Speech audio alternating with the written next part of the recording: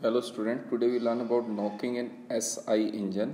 तो petrol engine की बात कर रहे हैं हम। तो पेट्रोल इंजन में नॉकिंग के बारे में पढ़ रहे हैं। तो पहले इसकी डेफिनेशन पढ़ लेते हैं। Knock is the auto ignition of the portion of the fuel comma air and residual gases mixture ahead of advancing flame that produce a noise.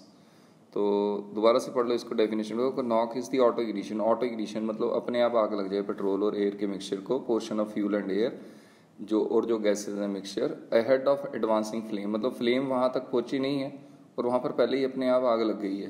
क्योंकि देखो फ्लेम पहुँचती है, हम स्पार्क प्लग से फ्लेम लगाते हैं तो वो फ्लेम आगे जाती है। तो वो फ्लेम जिस पोर्शन तक पहुँची भी नहीं है और चीज़ को आग लग गई है, तो that is known as basically knocking. ठीक है, तो अब नेक्स्ट स्लाइड पे चलते हैं। तो देखो सबसे पहले थोड़ा सा थ्योरी पढ़ लेते हैं। एज द फ्लेम प्रोपोगेट्स, मैंने मान लिया, सपोज हम ऐसे मानते हैं भी यहाँ से फ्लेम प्रोपोगेट कर रही है, यहाँ से फ्लेम प्रोपोगेट कर रही है, यहाँ से देखो ये फ्लेम यहाँ पर आग लगेगी सबसे पहले, ये फ्लेम ऐसे ऐसे आगे जाएगी, यूं फैलेगी।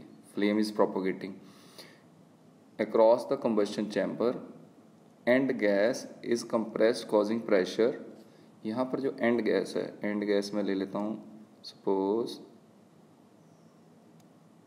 ब्लू कलर की ले लेते हैं हम एंड गैसेस। सपोज यहाँ पर ये एंड गैसेस हैं, ठीक है, तो ये एंड गैसेस हैं। एंड गैसेस में क्या हुआ, temperature and density to increase. जो एंड गैस हैं उसका जो टेम्परेचर है वो इंक्रीज हो गया। Some of the end gas fuel air mixture में अंडरगो केमिकल रिएक्शन, यहाँ पर केमिकल रिएक्शन होना शुरू हो गया before normal combustion causing auto ignition.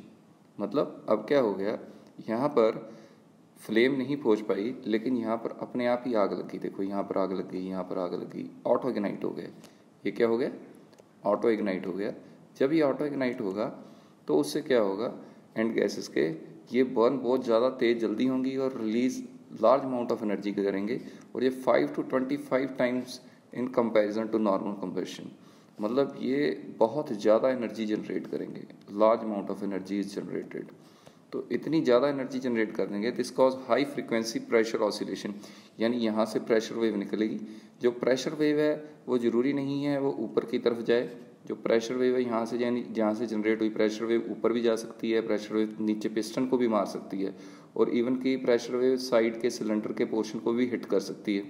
लेकिन जनरली जो पिस्टन है वो एल्यूमिनियम एलॉय का बना होता है, तो वो लाइट मटेरियल होता है। तो ये जब ऑटो इग्नाइट होता है तो यहाँ से जो प्रेशर वेव निकलती हैं जो पिस्टन के अपर पोर्शन पे जाके हिट करती हैं, तो उससे एक नॉइस भी निकलती है और उसका जो कह लीजिए पिस्टन की बनावट है उसमें भी खराबी आ जाती है। तो ये देखो, पहले थ्योरी पढ़ते हैं बाद में डायग्राम देखेंगे। Knock will not occur when the flame front consumes the end gas. Knock नहीं होगा, अगर कब नहीं होगा, जब ऑटो इग्नाइट ना हो। ये वाली जो फ्लेम है ये ऑटोमेटिकली आगे जाती रहे और सारे चैम्बर में आग लगा दे, तब नॉक नहीं होता। लेकिन अगर नॉक हो गया तो यानी वो अपने आप ऑटो इग्नाइट हो गया। तो ये देखो, this is the figure of auto ignition के कारण जब प्रेशर वेव जाती हैं बहुत तेज हिट करती हैं, तो जो पिस्टन है, पिस्टन का ऊपरला हिस्सा बिल्कुल खराब हो जाता है, देखने में ऐसा कुछ। ठीक है, तो अभी देखो ये सारी चीज़ें तब होती हैं जब टीडीसी के बाद की बातें हैं।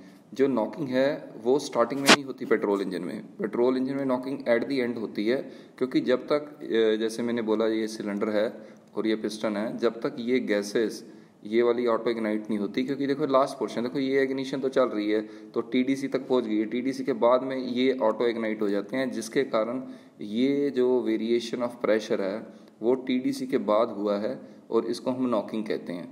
अगर यही हम बात करें उसकी डीजल इंजन की, तो डीजल इंजन में जो नॉकिंग है वो स्टार्टिंग ऑफ द कंबशन होती है, while in the case of petrol engine वे ये चीज़ बाद में होती है। ठीक है, तो ये आपने अच्छी तरीके से याद कर लेना है।